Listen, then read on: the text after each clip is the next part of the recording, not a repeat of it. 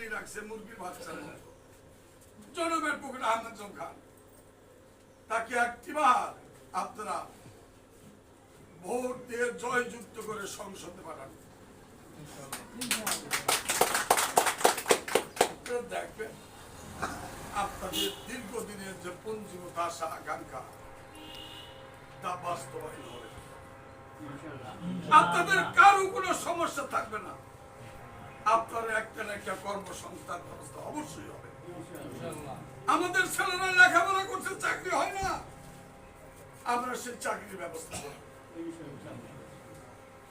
আমাদের ব্যবসা বাজি করার সুযোগ নেই, আমরা ব্যবসা বাজি করার সুযোগ করে কাজেই দেখেন না কাকে সম্মানিত করে নাই। আজম খান না থাকলে আমি বিএনপির সভাপতি হতে পারতাম না, বাসেদ পাশার উপজেলা সেক্রেটারি হইতে পারতো না, বজ্র উপজেলার সহসভাপতি হইতে পারতো না, এই যে নজরুল সভাপতি হইতে পারতো না, লতিফ সেক্রেটারি হইতে পারতো না। এখানে যারা আছেন কোন একটা ব্যক্তি পদ ছাড়া নাই, প্রত্যেকটা মানুষের ছোট বড় পদ আছে। এই সম্মান করে দিচ্ছে কে? আহমেদ খান। তিনি তো সারা জীবন আমাদের দিয়েছে, সম্মান দিয়েছে। খালি আমরা তাকে কি দিয়েছি? কি দিয়েছে? আমরা তাকে কিছুই দিতে পারি না।